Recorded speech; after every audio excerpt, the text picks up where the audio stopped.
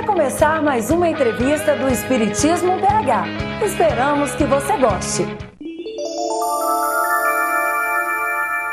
Convidamos Sônia Giacomi aqui para os estúdios do Espiritismo BH para conversar conosco sobre a relação entre a caridade e a nossa salvação. Tudo bem, Sônia? Tudo bem, sim. Nós agradecemos a Jesus, agradecemos a espiritualidade, agradecemos a você pela oportunidade. Sônia, você poderia então comentar para nós a resposta dada pelos espíritos à pergunta 886, formulada pelo Kardec em O Livro dos Espíritos? Kardec ele vai fazer para os espíritos a seguinte pergunta: qual que é o verdadeiro sentido da caridade, como entendia Jesus?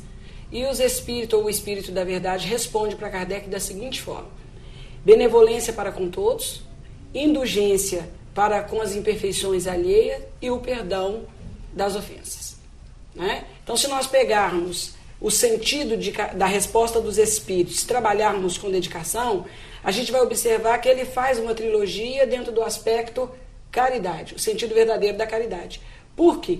Porque nós vamos pegar, por exemplo, o primeiro vai definir a questão da unificação divina. Por exemplo, somos todos irmãos. Né? Vai ficar a paternidade genuína, somos irmãos, vai ficar definido.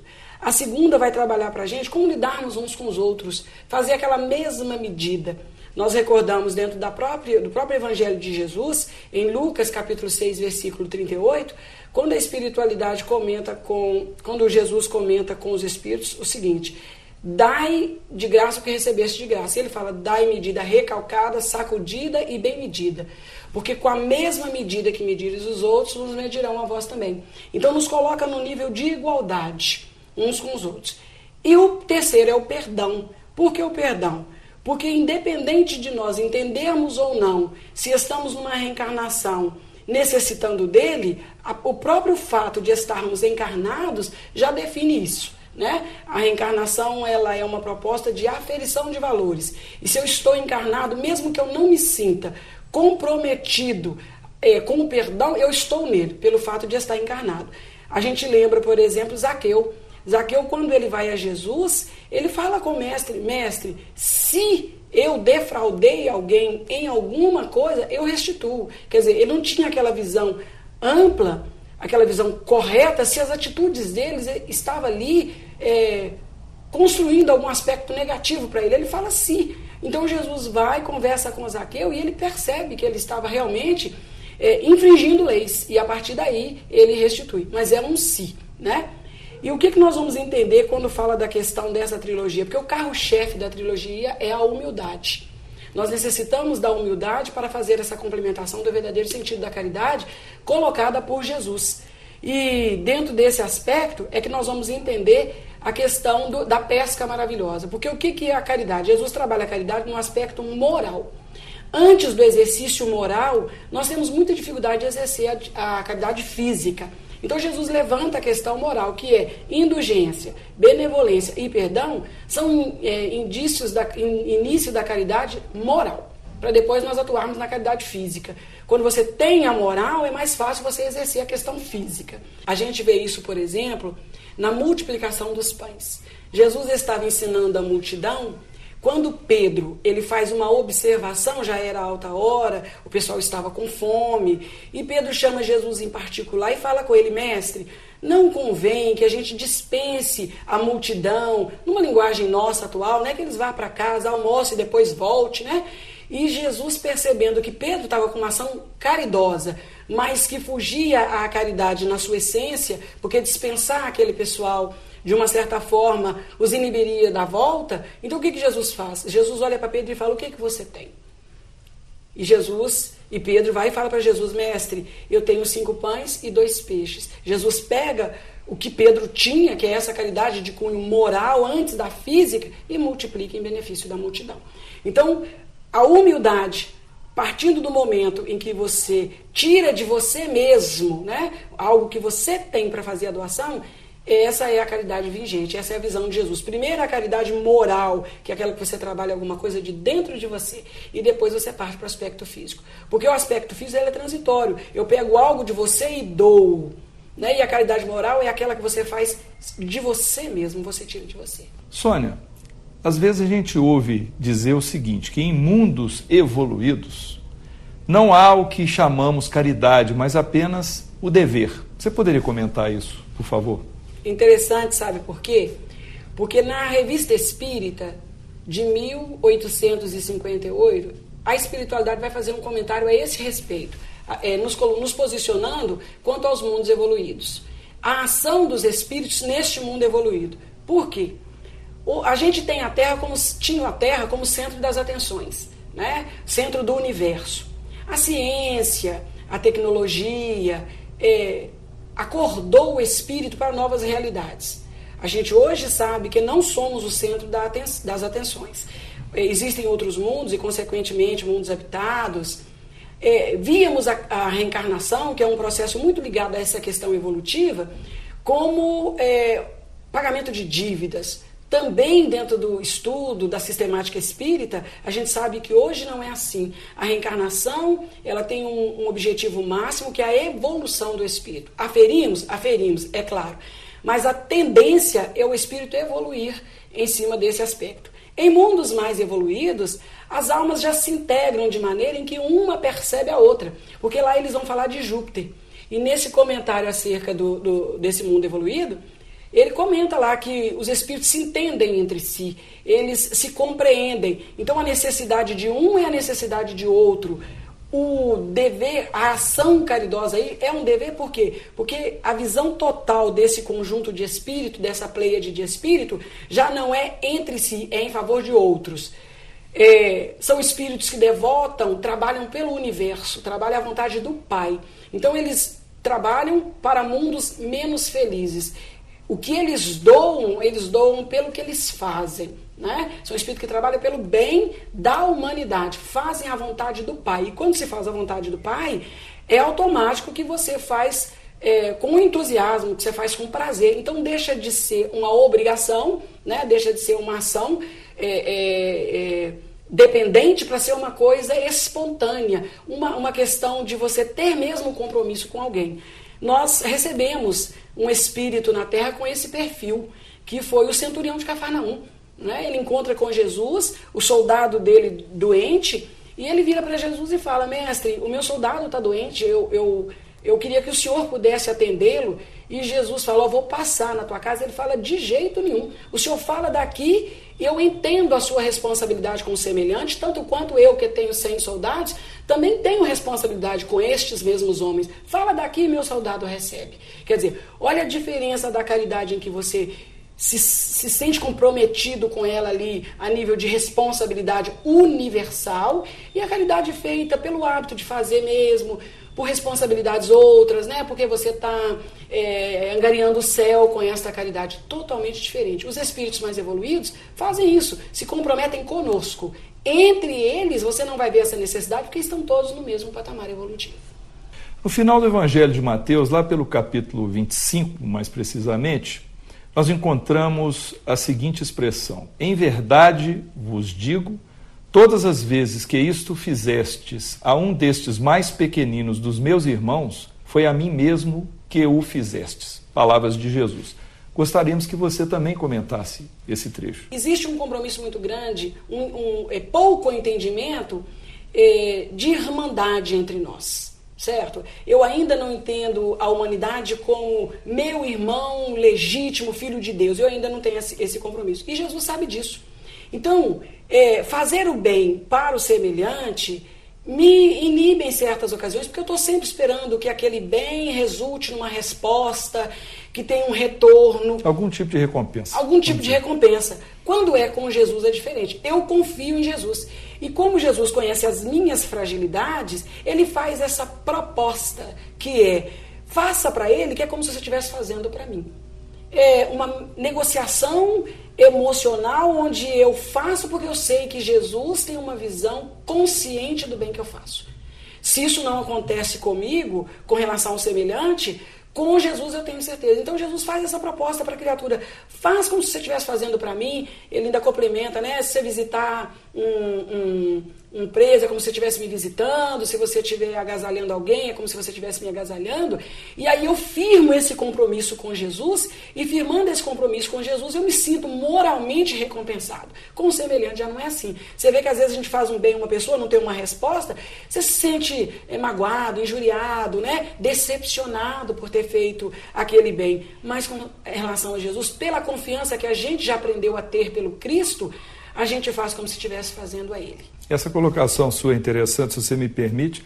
Me recordei de uma citação da Joana de Ângeles no livro Lampadário Espírita, no qual ela fala, por exemplo, com relação às homenagens que se faz quando no Dia dos Mortos, ela pede que, em vez de nós fazermos despesas com flores, com esse tipo de coisa, que a gente pratique o bem, que a gente faça a caridade, em homenagem a esses nossos afetos que estão no plano dos espíritos.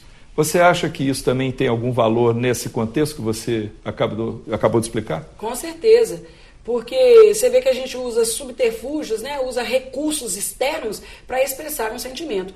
Qual que é o verdadeiro sentimento da criatura? Aquele que ela tira de si mesmo. Então, quando você... aqui não vai uma condenação a quem, né, gosta de tal atitude, mas se você puder fazer esse trabalho tirado de dentro de você, né, fazer essa proposta de Jesus, não faça externo, não faça interno. Faça um trabalho de ordem moral, espiritual, evitando que você tenha que depositar a sua credibilidade, a sua fé em Deus em situações que são perecíveis. Né? No caso da Joana de Ângeles, aí ela cita flores, a visita aos túmulos, que a gente sabe que hoje é dispensável, porque é um culto que você faz dentro de casa, você atrai espíritos que se sentem seguros. Se você me permite comentar, recentemente a gente até teve a oportunidade de falar em uma palestra que um espírito que desencarna e a sua última recepção foi lá no cemitério, e depois que ele desencarna encontra a imortalidade da alma e ele vê você reunindo em casa em prece por ele, a tranquilidade moral dele é muito grande. Então Jesus faz a mesma proposta, vai lá visitar um preso, mas você fez a visita, faça como se você estivesse fazendo a mim. Né? Porque a gratidão ela vai vir espontânea. Eu vou entender o mecanismo da sua atitude. Sônia, você acredita que fica mais fácil compreender a necessidade da prática da caridade quando se tem noções mais precisas sobre o futuro da alma após a morte? Ah, com certeza. Sabe por quê? Acreditar que a vida começa no berço e termina no túmulo não nos garante continuidade evolutiva. Né? Amar porque... se eu vou morrer e vai acabar tudo. Agir no bem por quê? Qual a finalidade? Você atender um caído, né? Se aquilo não vai render em você espiritualmente nada.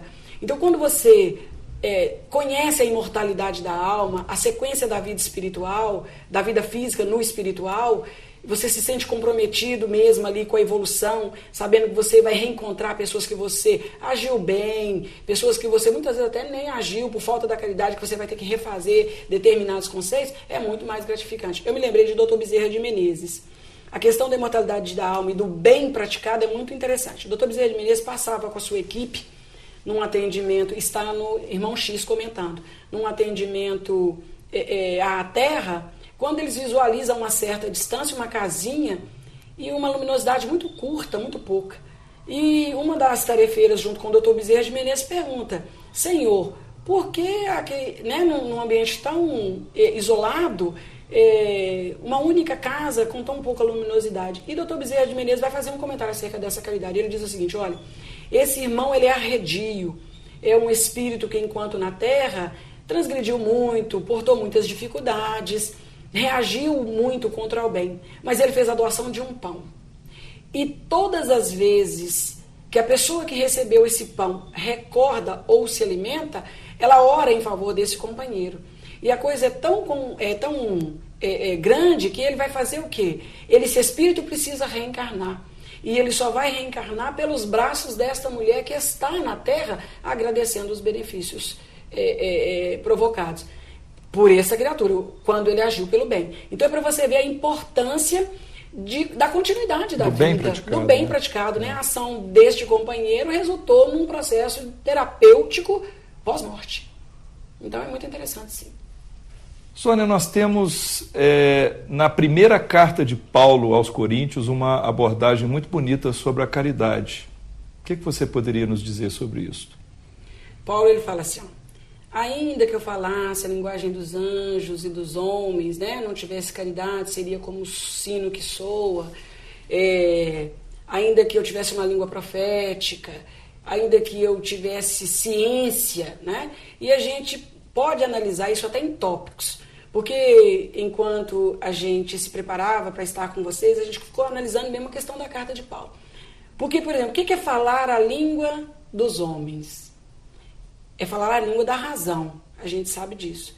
E o que a gente percebe? A ciência, a tecnologia, a amplitude com que a gente hoje visualiza as coisas, a rapidez com que a gente lida de um espaço para outro, de uma situação para outra, né? Os recursos que são chegados hoje à nossa casa, pelos computadores, pela mídia, as informações são tão precisas que a gente sabe que esta é a língua dos anjos. Toda esta informação, todos estes recursos, só tem proveito se houver amor. Né? A mídia trabalha muito bem, mas se não colocar uma gotinha de amor, é apenas informação. Então ele vai trabalhar essa questão. Se eu falar essa língua da ciência, da tecnologia avançada e faltar amor, não tem sentido. Se eu falar a língua dos anjos, o que é a língua dos anjos? Ainda há pouco nós falamos dos mundos mais evoluídos e dos espíritos mais evoluídos.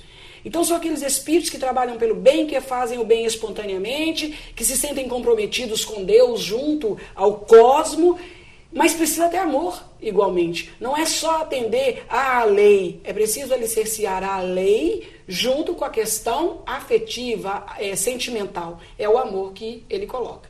Ele coloca lá, ainda que eu falasse ainda que eu falasse, que eu fosse um profeta, né? A gente vai lembrar de Franciscano de Xavier, que foi um médium. A profecia vai lembrar a parte mediúnica, que é esse contato entre os dois planos da vida. Você poder ajudar não somente no mundo físico, mas ajudar no mundo espiritual. E nos impressiona a capacidade afetiva de Francisco Cândido Xavier em trabalhando sua mediunidade. Né? Muito interessante, porque é falar essa profecia com amor. Ele colocava essas gotas afetivas nele. Ele fala, ainda que eu falasse sobre ciência, nós visualizamos como que essa capacidade, né? Hoje se conhece um homem pelo seu DNA, né? Todo organizado. Você sabe quando um homem com 25 anos, com a enfermidade que ele vai ter, se ele vai ser portador de alguma enfermidade. Nós visualizamos uma cena muito interessante agora, né, recente, que foi a recuperação do pessoal, dos mineiros lá no Chile, aquela cápsula toda trabalhada, buscando companheiros, mas o efeito mais legal foi a resposta afetiva que veio de tudo, a gratidão do recolhimento, e é isso que Paulo tentou trabalhar.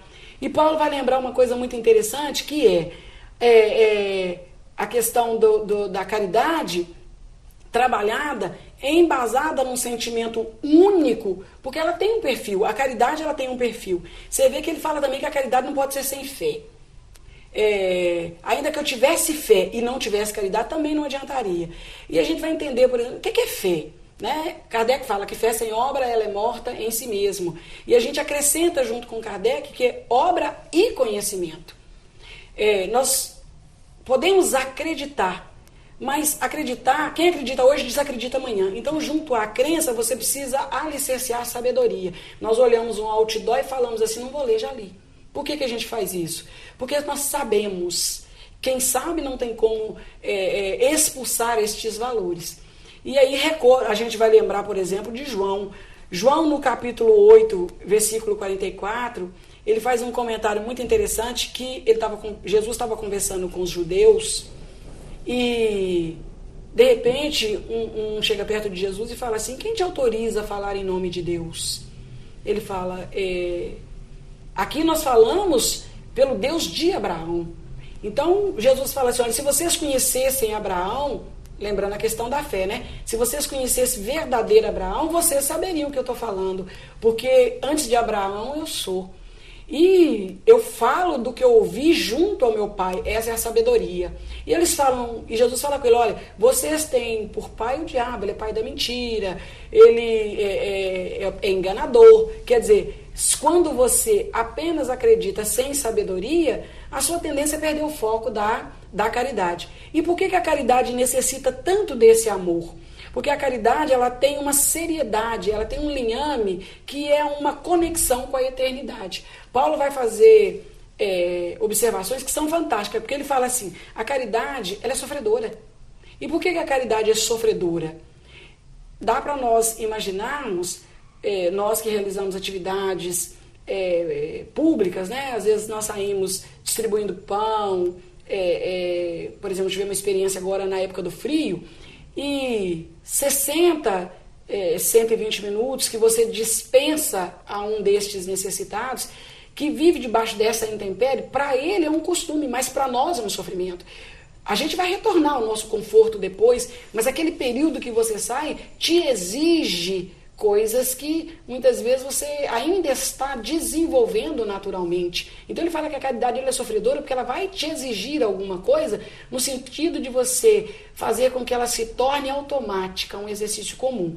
Ele fala que ela é benigna, a caridade tem que fazer o bem, ela tem que ser boa, o suficiente para fazer com que o necessitado ele sinta o mínimo de constrangimento possível. Então a caridade ela tem que ser boa. Ele vai citar que igualmente ela não é invejosa, ela não é leviana. Às vezes a gente faz a caridade e se arrepende de ter feito. Não devia ter feito, fulano é um ingrato, ele não merecia. Isso é leviandade, porque são atitudes que você toma a seu favor. Então não é justo você arrepender do bem feito. Isso é leviandade. Ele vai citar que a caridade não é indecente. Ele fala, nós estivemos analisando a questão da indecência sobre a ótica de Emmanuel, porque ela não chama a atenção, ela não escandaliza. Você faz tão natural, ali tão entre você e Deus, que ela fica mesmo oculta, guardada. Ela não se ensoberbece, né? Porque você não vai fazer a caridade acreditando que aqueles recursos são seus. Ainda agora nós falávamos com você, você me dá uma camisa, eu transporto para o outro. Então aquele bem feito é meio bem feito, não é um bem verdadeiramente. E por isso que ela não se ensoberbece. Me lembrou Chico Xavier. Chico estava passando e tinha uma senhora sentada na calçada e alguém chega para Chico e fala, Chico, essa mulher está há anos mendigando. E o Chico fala, Emmanuel imediatamente aproxima e fala com Francisco Cândido Xavier o seguinte, Chico, ela está há anos mendigando, mas é a sua última reencarnação. Então eu não tenho por onde me sentir ensoberbecido com a caridade, exatamente pelo fato de que eu não sei a quem eu estou me doando, eu não sei qual é o espírito que está recebendo, muitas vezes ali superior a mim, né, um espírito com uma capacidade muito mais, me testando valores. Então, não dá para você se achar superior àquela atitude. Ele comenta que a caridade não é interesseira. Eu vou fazer o bem pensando em plano espiritual, porque a minha obrigação é desencarnar e estar mesmo num plano melhor. Para ter companhia de espíritos superiores, hoje nós sabemos que é positivo estar na companhia de almas sublimes, buscar mesmo a sintonia com os bons espíritos, angariar a simpatia de encarnados. Isso não pode ser um processo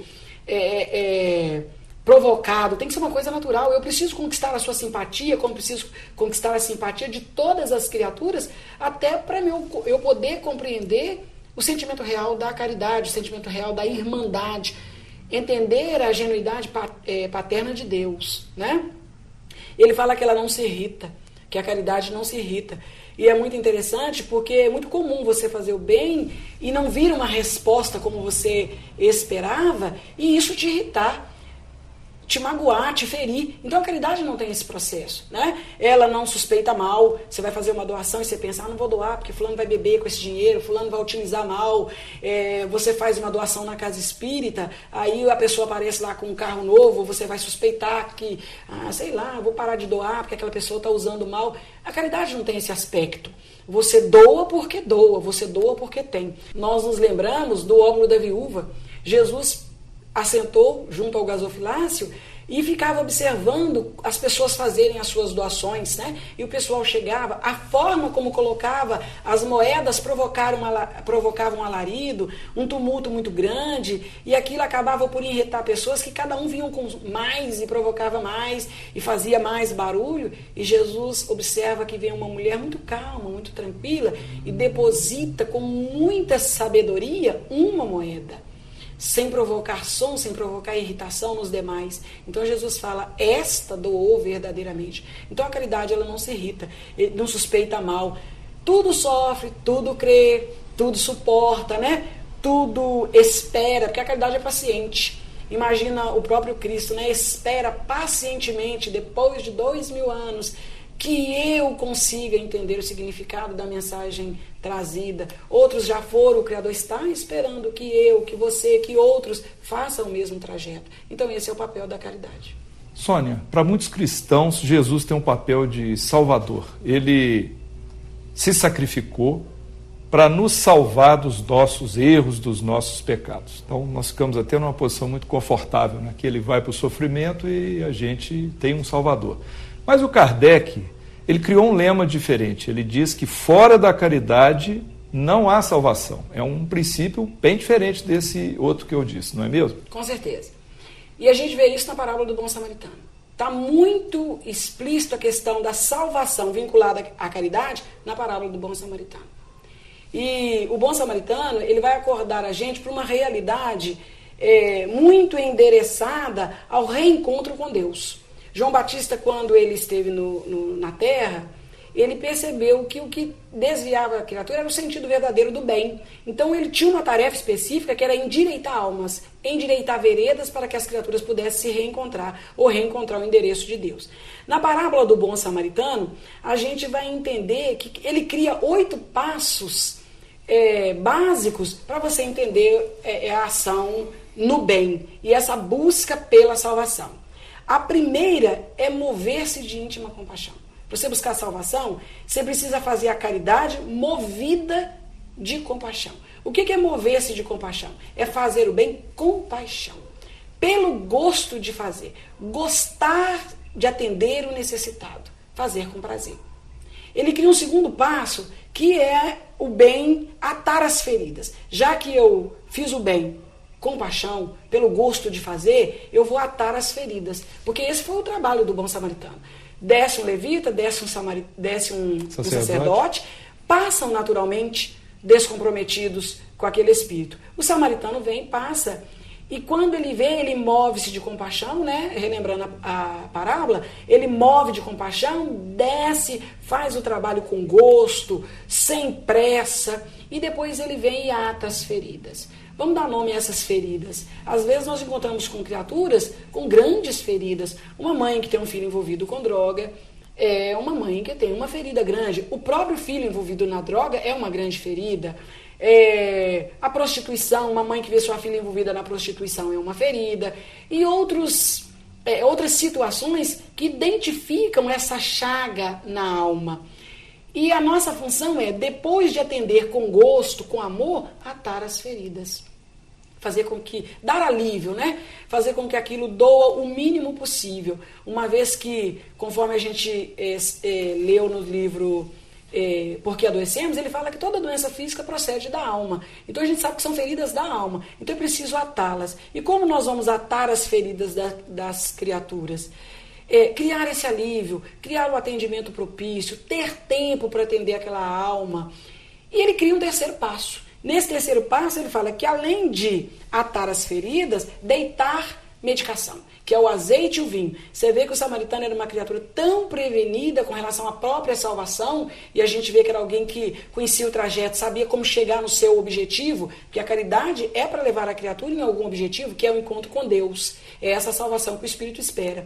E o samaritano sabia disso. Então ele tinha uma reserva pessoal, mas o suficiente para atender também alguém que ele encontrasse. Eu também tenho que ter isso. Eu tenho que ter um medicamento próprio. E o medicamento aqui, ele vai funcionar, esse conhecimento, ele vai funcionar como um conhecimento. Nesse caso, esse medicamento está simbolizado pelo azeite e pelo vinho. Pelo azeite e pelo vinho. Que nós vamos colocar aqui numa linguagem de Hamed, que é o conhecimento. Depois de você agir com compaixão, depois de você atar as feridas, que é fazer aquela criatura entender que aquela dor imensa, ela vai passar, né? Porque eu me recordo, porque eu fui enfermeira, e eu me recordo que às vezes a ferida está aberta, a tendência de quem vai cuidar é evitar que outros malefícios atacam aquela chaga, né? Então você vai proteger mesmo. Então é aquele momento que você vai dizer à criatura que Deus é pai, que ele vai ser atendido pela paternidade divina, que ele não está só, mas imediatamente você tem que oferecer o quê? Um conhecimento que ajude a criatura a entender isso, entender o mecanismo do próprio sofrimento, dizer a essa criatura que ele é um espírito reencarnado, que aquilo que ele está passando hoje é simplesmente para auxiliá-lo na dinâmica da evolução dele. Pessoas estão na nossa vida não para nos prejudicar, mas para nos dar aquele empurrãozinho necessário ao progresso. Isso é o conhecimento que a pessoa precisa. Esse vinho e esse azeite que a gente deita. Ele cria um quarto passo, que é colocar a criatura sobre a cavalgadura. Todos nós temos que ter um apoio, né? Quando a gente vai fazer longas viagens, como a reencarnação, para muitos é uma longa viagem, uma experiência sofrida, né? Uma dor, ela é uma longa viagem, você precisa estar apoiado em alguma coisa. O espírita sabe que o seu apoio, que aonde ele tem que estar, eu vou usar um termo aqui estranho, mas montado, né? Cavalgadura, vai lembrar cavalo, vai lembrar sela, onde ele precisa estar montado, é nas 5 obras básicas. Sem querer aqui criar um aspecto negativo em cima das obras, mas ele sabe que ele precisa estar bem embasado nelas. E você precisa colocar a pessoa sobre isso, sobre esse apoio seu. É no momento que você não desacredita dos valores que você possui. Para socorrer uma pessoa caída, você tem que estar muito bem organizado moralmente. E essa organização nós vamos encontrar em o Evangelho segundo o Espiritismo, em o Livro dos Espíritos, na Gênese de Kardec, no livro Céu e Inferno, no Livro dos Médiuns. É esse apoio que o espírito precisa para ele poder soerguer, para ele poder levantar. Depois de colocar essa criatura na sua cavalgadura, você precisa levá-lo a uma estalagem. E quando você precisa ter essa estalagem. O problema não é só entregar uma criatura ao relento, não, você precisa ter um ambiente onde você, depois dos passos aqui ditos, você também tem aonde colocar essa criatura. O samaritano tinha estalagem, naturalmente aonde ele hospedava, né? E quando ele chega a essa hospedaria, a confiabilidade entre ele e o hospedador é muito grande. Nós, às vezes, precisamos disso. Aonde é a minha estalagem? Se eu sou católico, eu preciso frequentar a igreja para que na hora de socorrer alguém, eu tenha onde levar essa criatura, porque às vezes sozinho a gente não dá conta de fazer a caridade. Existem pessoas que estão tão comprometidos com a vida, com o sofrimento, com as dificuldades, que nós, para fazermos alguma coisa, necessitamos de outro. Jesus não fala que para ajudar alguém nós precisamos contar, a gente precisa ir de 2, né? Então eu preciso também ter essa estalagem, eu preciso pedir ajuda para essa criatura. Diz a espiritualidade que essa estalagem, muitas vezes, é o ambiente do qual eu fui socorrido.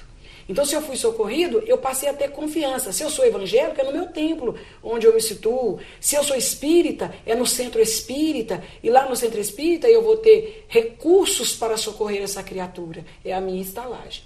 Ele vai criar um sexto processo, que é cuidar do paciente. Né? Você vê, eu já coloquei sobre a minha cavalgadura, eu já coloquei ele numa hospedagem, mas eu não posso chegar e soltar simplesmente, eu preciso cuidar dele. E o que é cuidar de alguém? É se proteger. Porque eu me protegendo, eu sei que eu também tenho estrutura para cuidar de alguém. Quando eu socorro uma pessoa, eu estou socorrendo o encarnado, mas também estou socorrendo entidades que estão ali à espreita, muitas vezes esperando que depois daquele socorro a criatura volte ao seu dia a dia comum. E quando eu faço esse primeiro socorro, eu também me torno um espírito observado, né? Eu passo a estar sobre a mira de entidades que até então eram adversários daquele, agora vem a minha atitude e se modifica. Eu me lembrei do livro Libertação, onde Saldanha, quem já leu vai recordar conosco, quem não leu vai ter a oportunidade de aprender muito. O espírito Saldanha, ao perturbar uma jovem e ser amparado nas suas dificuldades, ele visualiza que depois ele tem que fazer uma recompensa pelo bem feito, que é amparar o filho do outro, né? A espiritualidade aproveita a dinâmica e faz com que ele depois torne-se um tarefeiro. Mas cuida de Saldanha primeiro. A moça estava completamente obsidiada, mas a preocupação da espiritualidade para interromper aquele foco obsessivo era cuidar de Saldanha. Então, quando você ajuda alguém, você tem que ter a humildade de não somente entregá-lo a algum lugar, deixá-lo lá, mas cuidar dele. Fazer aquela visita, aonde ele frequenta, de vez em quando ligar para saber se a pessoa está bem, são recursos naturais, né? Preocupar-se com a pessoa no sentido moral, para que ela possa se sentir segura.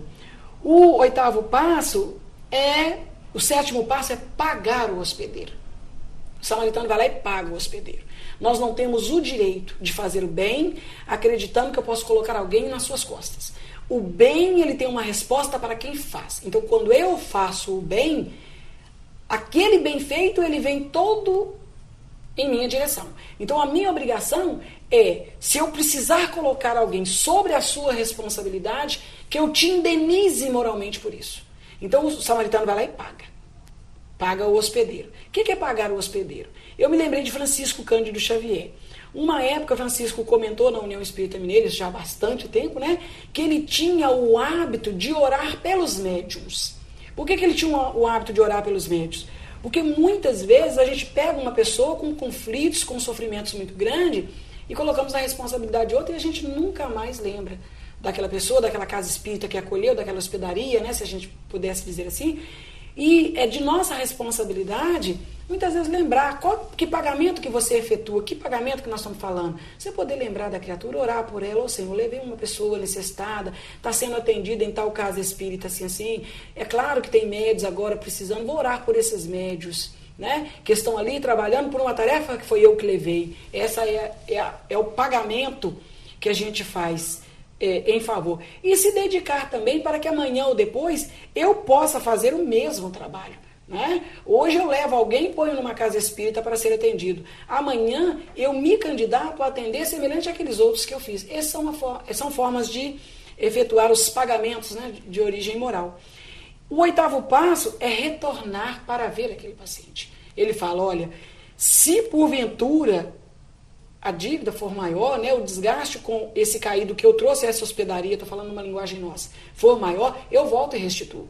E aí eu me lembrei do próprio Jesus, porque Jesus fala isso, né? Não vos deixarei órfãos, voltarei para vós. Você vê que é um compromisso tão autêntico que ele volta mesmo. Então nós precisamos ter isso em mente. Cuidar daquele paciente é tão gratificante quando você pega uma criatura em crise, sofrendo, pega essa pessoa, leva ele num trabalho assistencial, ele recebe o amparo e depois você vê aquela criatura fazendo uma campanha do quilo, na reunião mediúnica, estudando o Evangelho de Jesus.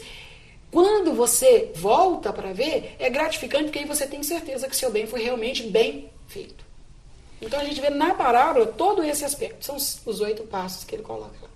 Sônia, então para que a gente possa encerrar a nossa conversa, o que você acha que uma casa espírita pode oferecer para aquelas pessoas que desejam iniciar nas suas atividades caritativas? 3 passos são fundamentais. Estudando o DAPS, né, o trabalho que o Departamento de Assistência Social hoje faz, a gente observa que 3 passos são essenciais. O primeiro passo é a porta aberta. A porta tem que estar aberta. Estevão, no livro Paulo e Estevão, ele foi o marco do Evangelho. Se Paulo foi o campeão, Estevão foi o marco do cristianismo. Por quê? Estevão chega à Casa do Caminho, tão logo ele sai, né, da antiga região em que ele vivia, depois de um sofrimento muito grande, ele adoece, e ele vai de encontro a Pedro, na Casa do Caminho. Quando ele chega na Casa do Caminho, ainda febril, abalado, cansado, humilhado por ter visto seu pai morto e a sua irmã, né, jogada ao relento, ele chega doente e é levado à Casa do Caminho, sugerido que ele vá à Casa do Caminho por uma criatura que o assalta, e quando ele chega à porta, Pedro o recebe. Imediatamente Pedro recebe, abre a porta para Estevão. Pedro chama um de seus discípulos e fala com esse discípulo assim, olha, arranje uma cama e coloque para o nosso irmão. O companheiro vira e fala assim, olha, se eu colocar mais uma cama, eu tiro o conforto dos outros doentes. Então Pedro coloca para o discípulo o seguinte, onde há conforto, é necessário estreitamento. Uma frase muito interessante, né? Um diálogo muito interessante entre Pedro e o discípulo. Arrede as camas, arrede o espaço, forme o espaço e coloque uma cama para o nosso irmão. Estevão vai, fica ali 2 dias em febre, delirando, mas quando ele sente a melhora, ele começa a ver o sofrimento de Pedro em ter que arrumar recursos para alimentar aquele grande número de famintos, para ter que agasalhar aquele grupo de espíritos sofredores, curar as chagas, arrumar medicamento. Ali da cama ele visualizava isto. Porque a gente hoje sabe que aqueles doentes que Pedro curava, tratava, né, eram pessoas do palácio, servos do palácio, que haviam feito bem aos seus senhores, e os seus senhores, em forma de gratidão, quando eles ficavam doentes, para não retê-los ali no palácio, para não ter que gastar com eles, eles mandavam para Pedro. E a Casa do Caminho era muito respeitada. E eles mandavam para Pedro, e mandavam benefícios para Pedro. Mas ao longo do tempo, eles iam se descomprometendo com estes doentes. Então ficava muito pesado para Pedro. Quando Estevão percebeu isso, Estevão faz uma proposta para Pedro. Tão logo ele melhora, ele faz uma proposta. Por que não plantarmos? Por que a gente mesmo não planta? Para sair da dependência, né? Então, se não houvesse uma porta aberta para Estevão, esse recurso jamais chegariam. Por que a gente não planta, Pedro, e vende? Aí vai aparecer o dinheiro para comprar o remédio, vai aparecer o dinheiro para comprar o agasalho, vai aparecer os recursos naturalmente para que o benefício possa acontecer e a Casa do Caminho não fique na dependência dos homens, né, dos senhores, que muitas vezes tentavam ali interferir na forma moral e religiosa com que Pedro trabalhava, que era o ideal do Cristo. O segundo passo é a capacitação do trabalhador. No livro Nosso Lar, André Luiz faz aquela observação de quando o trabalhador está pronto, o trabalho acontece. Então você precisa capacitar o trabalhador antes de lançá-lo à tarefa, para que ele vá à tarefa com aquela paixão com que foi o bom samaritano. Nós sabemos hoje que tem pessoas que ela é específica em determinadas atividades, ela faz com sabedoria, porque ela é trabalhada naquilo, ela é preparada. Então você capacita o trabalhador. E depois de capacitar esse trabalhador, você oferece o trabalho, né? A gente observa que na parábola do bom samaritano, voltando como referência à caridade, Jesus não condena o sacerdote. Ele passa, naturalmente. Jesus só comenta que ele passa. Jesus não faz qualquer comentário leviano com relação ao processo do levita, mas destaca o samaritano. Porque às vezes nós somos assim. Quando eu não sou capacitado, eu passo por 10, 15 pessoas na rua, né? Eu passo por 10 pessoas, eu não sinto absolutamente nada. Estão ali, estão necessitando, está frio, está chovendo, estão com fome, eu não sinto nada. No 11º eu me movo, eu me comovo. Então, isso é fruto do quê? Fruto do vínculo que eu tenho com relação ao bem que eu exerço. Então, há uma necessidade muito grande de, após capacitar o trabalhador, oferecer o trabalho. Então, a gente vê que são 3 portas que são fundamentais para dar ao espírito o direito de agir pelo bem e no bem. E aí, amanhã ou depois, ele fazer o seu trabalho espontaneamente, se sentir comprometido com a divindade, com o cosmo, com o universo, e ele poder falar, né? Já não sou eu quem vivo, mas o Cristo que vive em mim, porque eu faço de forma tão automática que já não tem preço. Muito bem. Conversamos então aqui com a Sônia Jacome e agradecemos, Sônia, por mais esta sua participação. Somos nós quem agradecemos. Esperamos de coração que vá surgir algum efeito com relação às atividades, não somente de quem está nos ouvindo, mas principalmente a nossa, porque falar de caridade é um trabalho muito grande, porque depende de humildade, e nós sabemos que ainda é um sentimento que nós vamos conquistando ao longo do tempo. Agradecemos carinhosamente a você, a sua equipe e a espiritualidade superior por nos proteger num momento como esse. Então, o que achou desta entrevista? Dê a sua opinião acessando o Fale Conosco. Até breve!